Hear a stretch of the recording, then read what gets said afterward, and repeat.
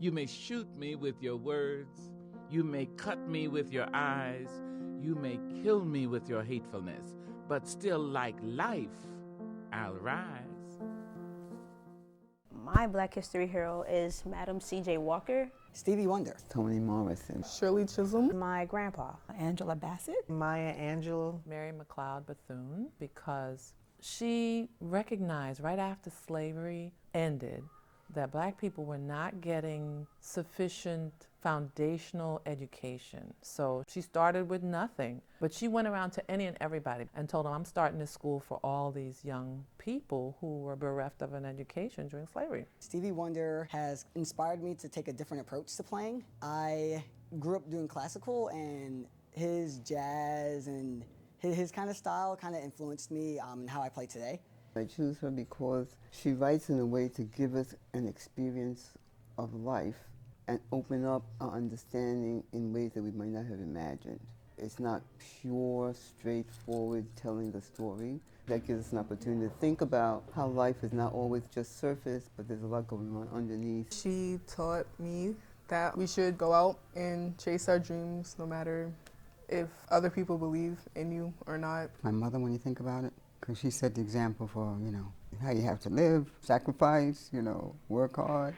My grandfather grew up as a poor kid, did whatever he needed to do to make ends meet. He decided that he wanted better for himself, and he used to work in this huge bakery in Barbados. It was the major manufacturer for breads on the island. I remember my grandfather coming home and trying different breads, making it himself. Taste this, taste that. You like that? We were like the guinea pigs. He opened a shop.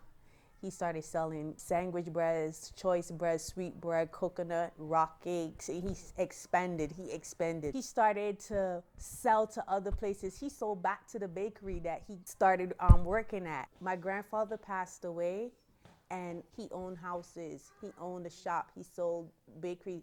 He always put God first.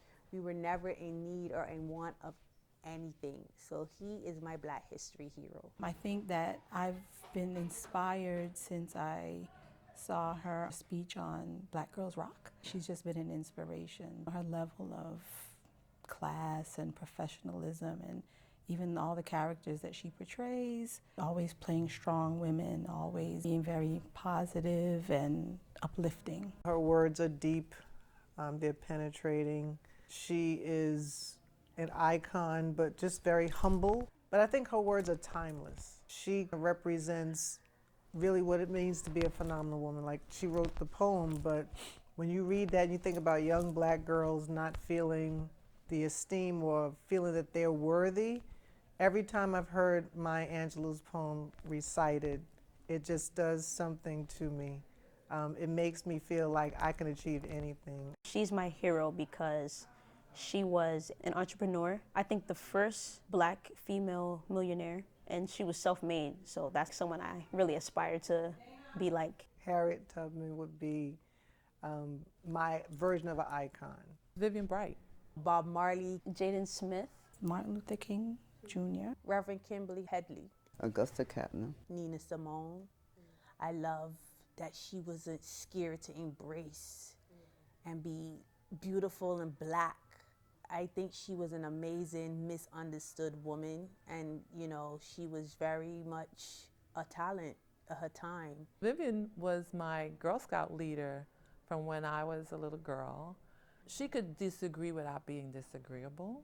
I learned how to be tempered in that way, because I used to be a very angry person growing up. So I learned how to love more. When I first started coming to Berean, I was thrown back by all these different female figures, and I'm like, wow, she was one of the first female figures I heard preach.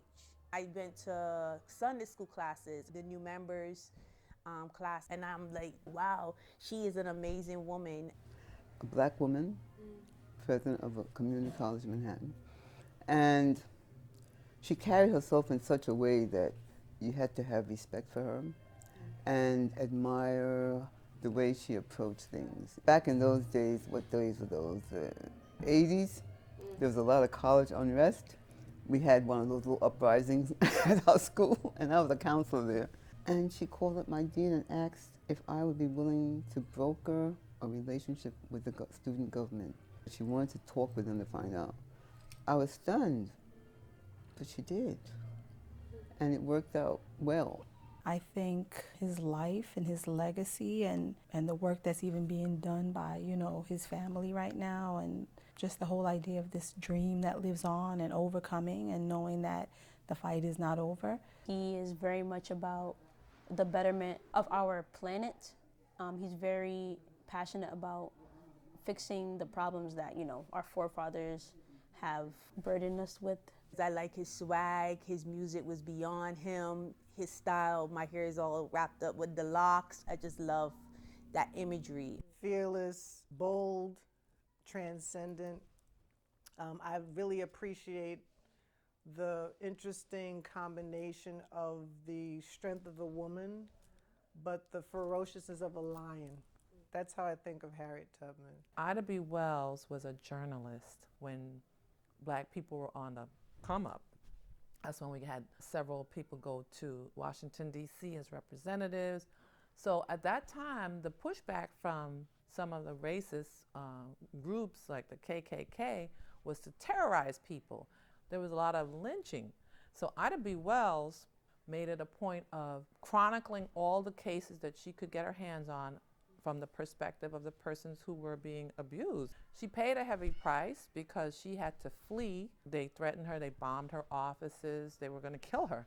To me, she is a sentinel person because it's not enough to feel some kind of way about something, so she decided to speak up.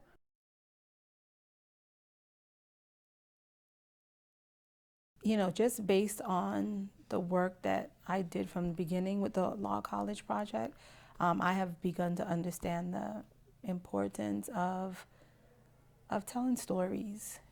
As a counselor, while I was in above Manhattan Community College, is very diverse. These were people who were first time in their families to go to college. They didn't have much confidence about how they could do it, though they were eager to do it. Their families were proud of them, but their families had no idea what it took for them to do it.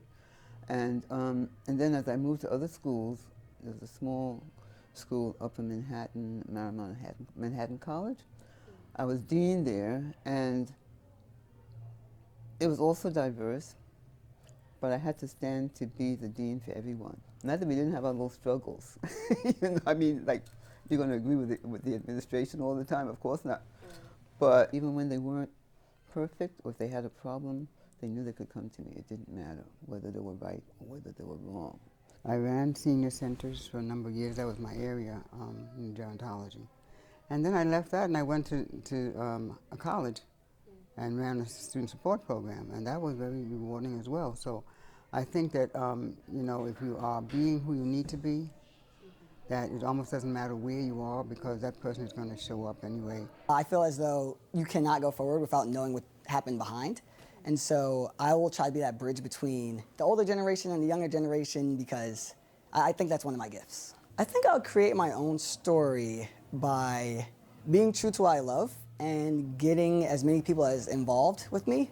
I think I'll leave my mark in how I approached life in terms of having a fun attitude towards it and trying to bring everything together in one accord. My own contribution, I just hope that through my preaching, my writings, that I'm able to empower those who feel they don't have a voice.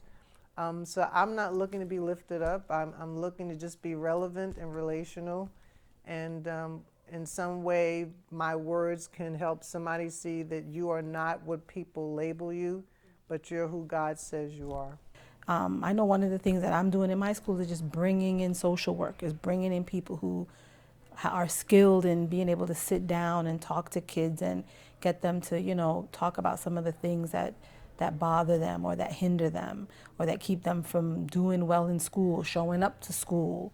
So I think that is a whole social emotional piece and a relationship building piece that if schools miss out on that, they're just missing the kids altogether. I'm coming out of my shell. I just, for the first time, exhibit one of my paintings. I did it because I want my daughter and my son to look back as, even if I'm not here, to remember like day, mommy did that, you know? I have my own body product line, and I want that to be my daughter's legacy. Between me painting, me making my body products, and my job as a parent coach, I mean, I just hope that my daughter and my son looks back and say, you know what, mommy did the damn thing. I think ministry in and of itself is just all around us. I think it goes back in our history. We've always, I think, been a spiritual people, and so I think it's a part of what we need. I feel like this is one of the few places that we can really come and like just worship. This church that I'm in right now is so important to people because this church is history. This church was part of the Underground Railroad.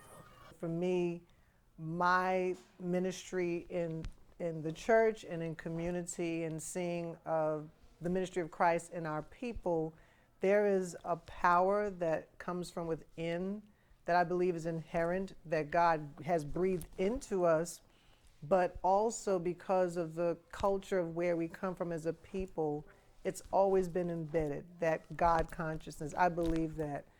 So I feel like we are in a time where we can reframe and reshape that whole phrase that Christianity is a white man's religion, or that any persons can own religion. First of all, we're not in religion, we're in relationship, and we're spirit people, we're not religious people. Religious people do indoctrinate and enslave, but spirit people are people who live free and liberate.